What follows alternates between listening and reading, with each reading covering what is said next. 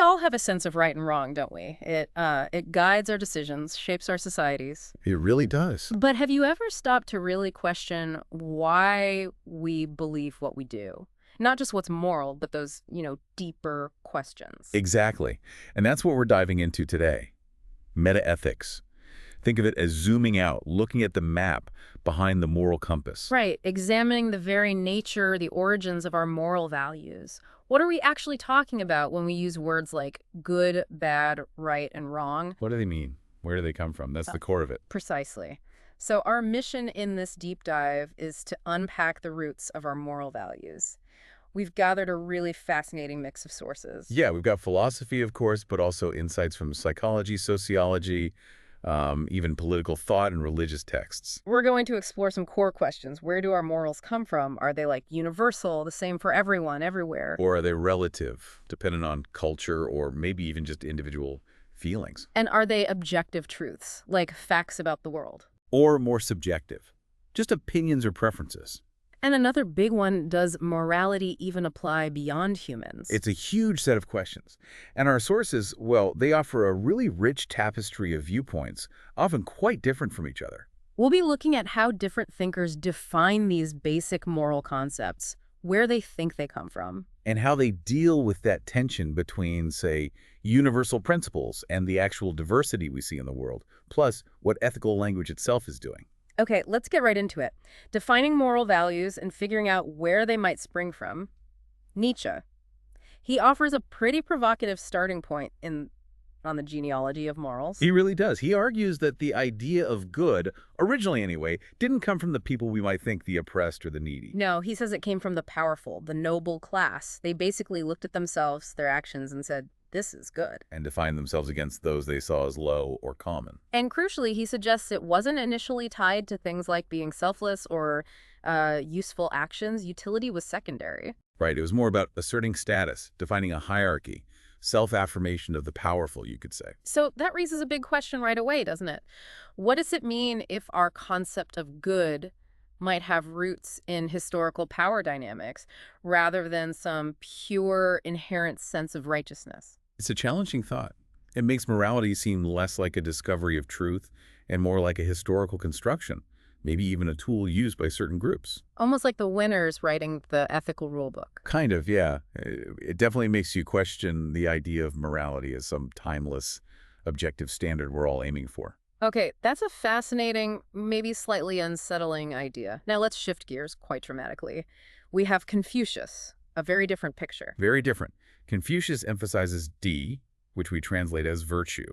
He believed that cultivating virtue brings contentment, peace. And that virtue isn't something you achieve in isolation, right? It draws others in. Exactly.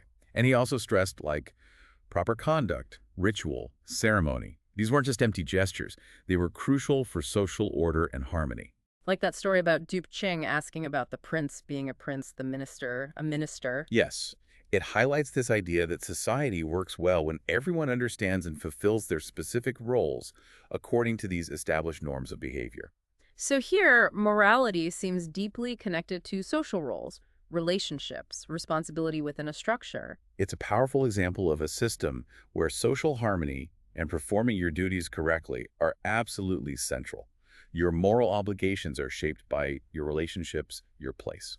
So if you compare that to Nietzsche, it's quite a contrast. A stark contrast. Nietzsche's focus seems more on the individual act of creating value, even if it's within a power dynamic. Confucius emphasizes a socially defined and maintained moral order. Right. And then bringing us closer to modern times, we've got Charles Taylor in The Ethics of Authenticity. He talks about this very contemporary ideal, authenticity. Being true to yourself, Yes. finding your own original way of being, doing your own thing, basically. But, and this is key, he points out that this self-definition, it doesn't happen in a void. It happens against what he calls a horizon of significance. Meaning, our values, how we understand ourselves, are always shaped by something larger than just our own whims or desires, a cultural backdrop. Can you give an example of that? Sure. You want to be true to yourself as, say, an environmental activist. Your understanding of what that means, why it matters, what counts as success. That all comes from a broader cultural conversation about the environment, responsibility, action, right? Precisely. That's the horizon. It gives your choice meaning and significance beyond just personal preference. But Taylor is also critical of some versions of authenticity, isn't he? Yes, he critiques what he calls soft relativism. This is the idea that, well, any value you choose for yourself is automatically valid just because you chose it. No questions asked. Like, it's my truth, and that's the end of the discussion. Sort of. Taylor argues that even the drive to be authentic relies on deeper moral ideals. It assumes authenticity itself is valuable, that living a meaningful life is important. So can you really just do your own thing without any reference point to shared values or ideas about what's actually important? Taylor suggests probably not. Even choosing authenticity seems to tap into a shared belief in its value. That makes sense. Okay, so then Frantz Fanon in Black Skin, White Masks adds another really crucial dimension here. Absolutely crucial. He looks at how social and economic realities, especially colonialism, profoundly shape our sense of value, our self-worth. He talks about how dominant cultures can impose their values, their language, their way of seeing the world. In ways that lead the colonized to internalize a sense of inferiority, doubting their own worth, their own culture's value. And this directly impacts their moral understanding, their view of themselves and others. Definitely.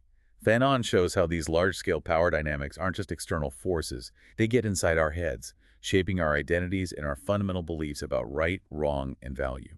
It raises that really tough question again. How much of what we think of as our personal morality is actually shaped by these bigger social and political forces we might not even be fully aware of? It's a sobering point Fanon makes. Morality isn't just abstract ideals, it's deeply intertwined with power and lived experience. Okay, and one more perspective for this section on sources. A.J. Ayer and logical positivism. A very different angle again. Totally different. Coming from philosophy of language, really. In Language, Truth, and Logic, Ayer argues that statements about value ethical statements aren't factual in the same way scientific statements are. So saying the earth is round is one kind of statement, verifiable. Right, an empirical claim.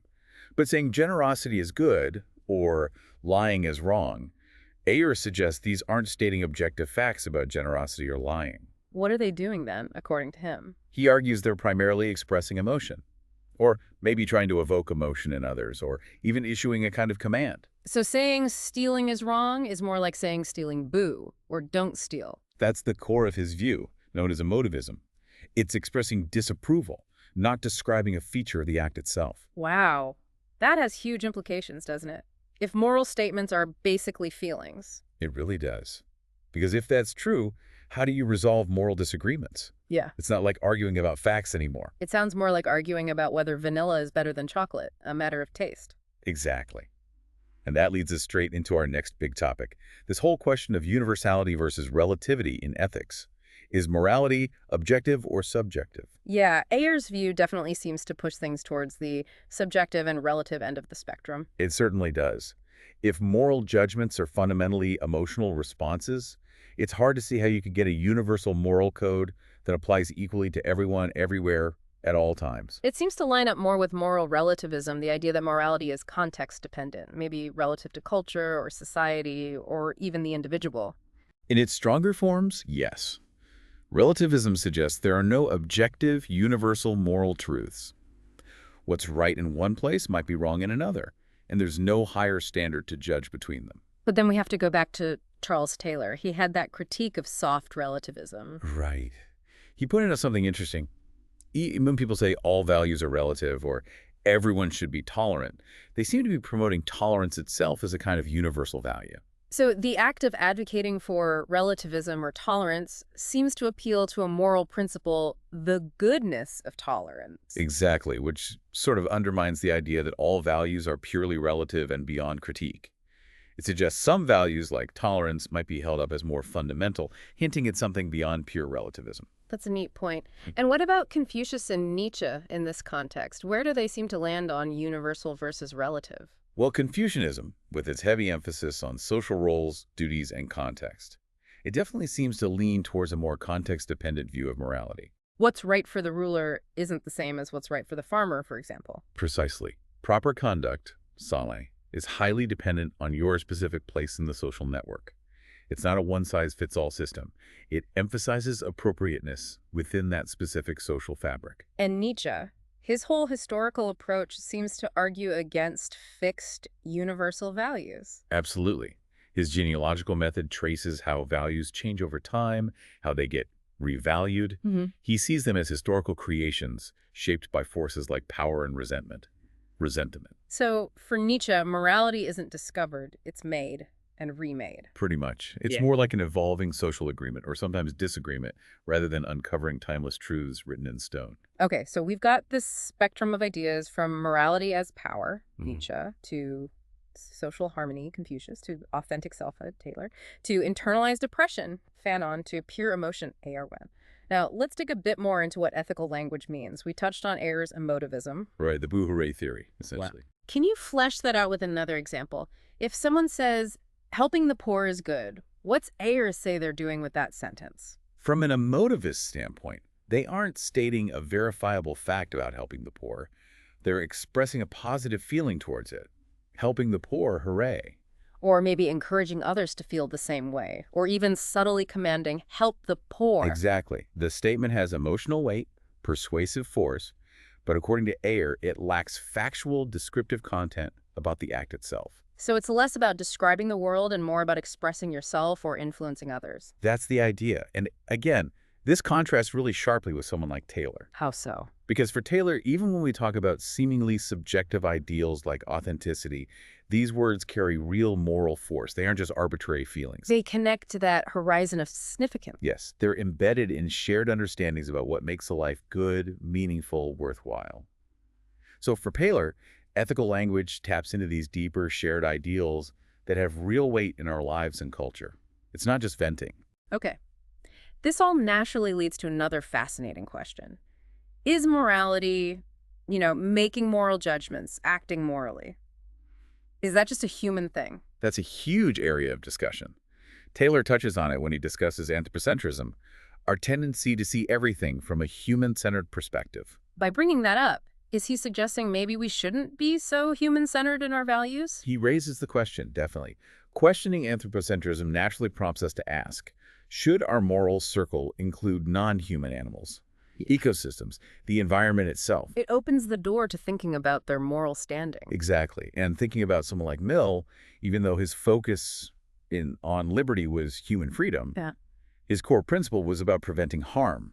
The harm principle. Right. And if you take that seriously, it makes you wonder, if preventing unnecessary suffering is key for humans, why wouldn't it apply to animals capable of suffering? It seems logically consistent to ask that question, doesn't it? If the basis is suffering and animals suffer. It pushes us to define the boundaries of our moral community. Who or what counts?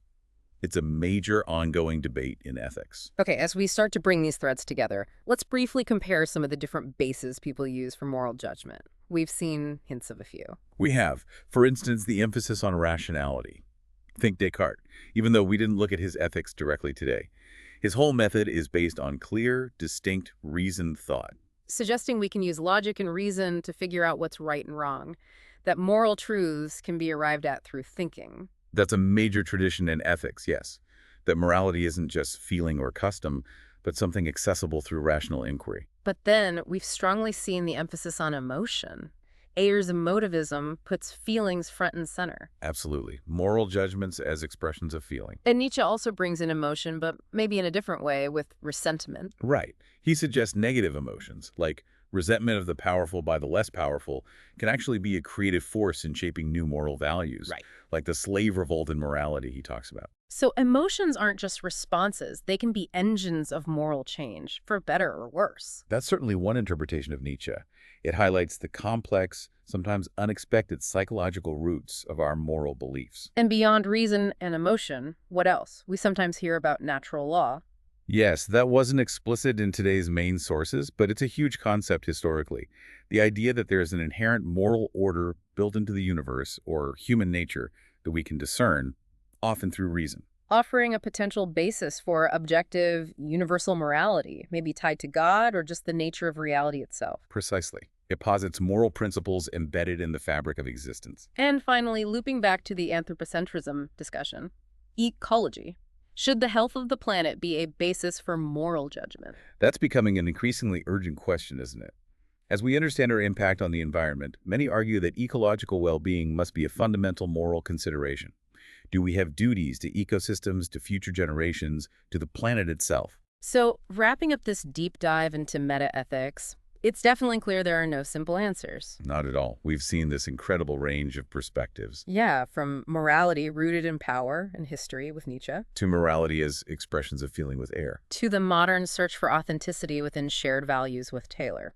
Not to mention the importance of social harmony in Confucius or the impact of oppression highlighted by Fanon. We've wrestled with whether morality is universal or relative, objective or subjective, We've looked at what our ethical words might actually be doing and asked if morality stops with humans. and touched on different foundations for judgment. Hmm. Reason, emotion, potentially natural law, or ecology. So considering all these different, sometimes conflicting ideas, here's a final thought for you, the listener. What do you believe is the most compelling foundation for our moral values as we navigate the complexities of the 21st century? It's a question that stays with us, evolves as we learn more. We hope this discussion encourages you to revisit these ideas, think about your own beliefs, and keep exploring. Because this deep dive into the roots of morality, it's really an ongoing journey.